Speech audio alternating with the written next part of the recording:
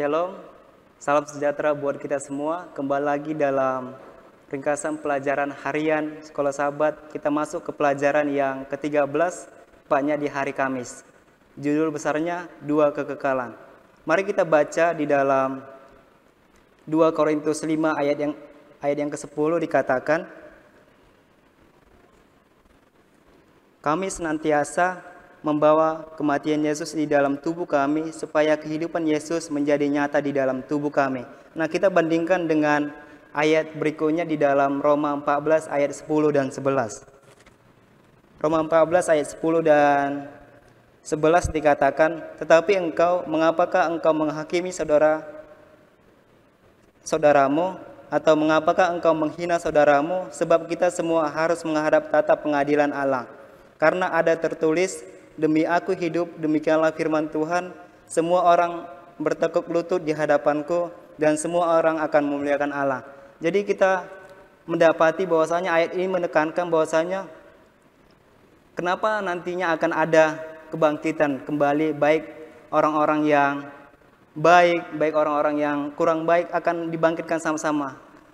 Tujuan dari pelajaran di hari Kamis itu adalah dua kekekalan, yaitu kalau saya boleh bagikan, yaitu yang pertama itu adalah kehidupan kekal dan kematian kekal. Nah, dikatakan bahwasanya segera sesudah buku catatan dibuka dan mata Yesus memandang orang-orang fasik, maka mereka pun sadarlah atas dosa yang pernah mereka lakukan. Jadi setiap dosa yang kita lakukan di masa hidup kita nanti akan dicatat di dalam buku kehidupan. Nah, itu yang menjadi peringatan bagi saya dan saudara.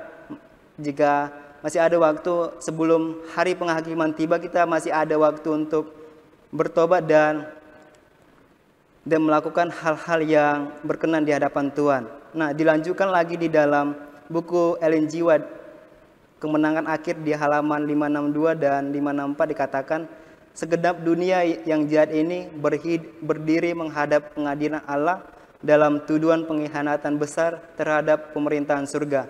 Tak seorang pun yang membela mereka, tidak ada kata maaf bagi mereka, dan keputusan hukuman mati yang kekal telah dinyatakan bagi mereka.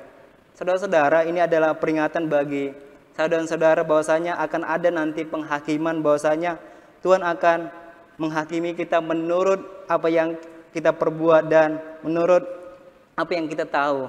Nah, yang menjadi penekanannya bahwasanya iblis dan malaikat-malaikatnya akan dibinasakan dan di dalam lautan api. Dosa orang berdosa akan dimusnahkan dan mereka akan dihanguskan, dibinasakan, dan mereka akan disisa. Ini kalau kita baca di dalam paragraf 4, ini adalah kata-kata yang sangat kasar kalau zaman sekarang, ya. Sudah dibinasakan, dihanguskan, bahkan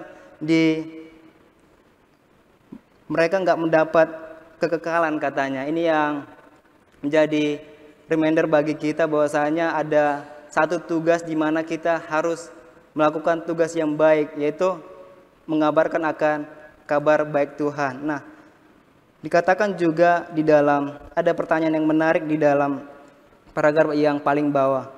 Pada akhirnya salah satu dari dua kekekalan menanti kita semua. Sayangnya mereka yang terhilang akan menerima upah yang telah mereka peroleh, kematian kekal.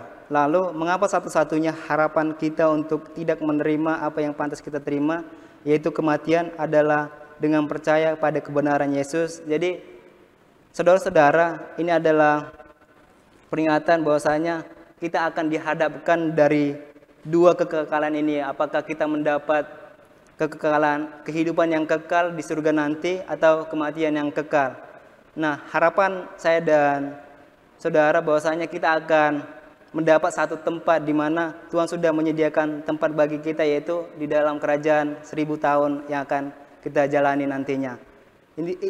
Itu yang menjadi kesimpulan dalam pelajaran di hari Kamis ini. Biarlah melalui pelajaran ini kita semakin giat dalam belajar dan hal-hal yang berkenan di hadapan Tuhan, supaya kehidupan kekal itu boleh menjadi bagian saya dan saudara.